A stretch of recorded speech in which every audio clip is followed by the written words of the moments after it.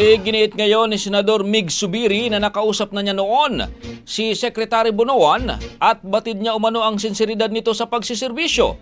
Samantala nasabing kalihim dapat lang daw umanong magpakita ng gilas sa gitna naman ng issue ng mga maanumalyang flood control projects.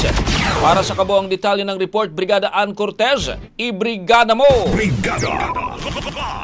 Ibinahagi ni Senate Deputy Minority Leader Mig Zubiri na batid niyang malaki ang tiwala ni Pangulong Ferdinand Marcos Jr. kay DPWH Secretary Manuel Bonoan.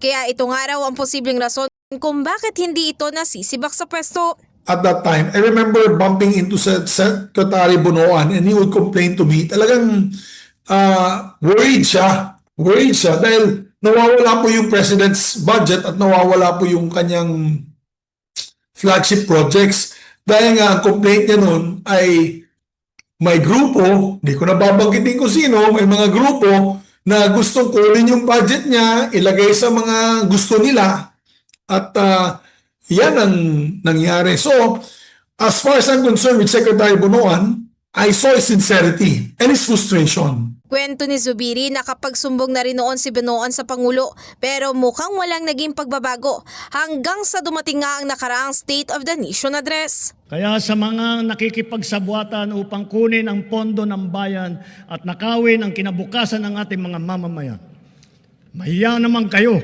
sa inyong kapwa Pilipino. Mahiya naman kayo sa mga kabahayan nating naanod o nalubog sa mga pagbaha.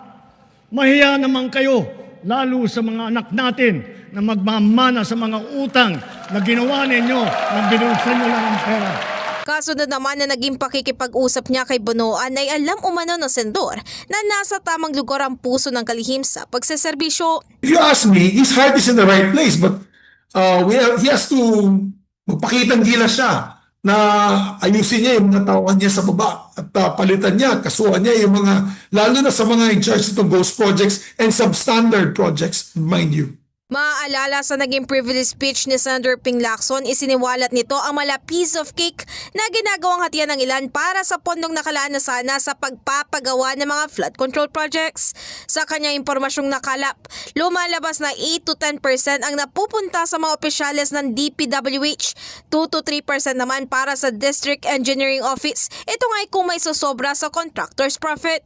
5 to 6% naman sa mga miyembro ng Bids and Awards Committee, 0.50 to 1% naman para sa Commission on Audit at 5 to 6% para sa parking fee o passing through fee at 20 to 25% naman sa funder o project proponent na politiko.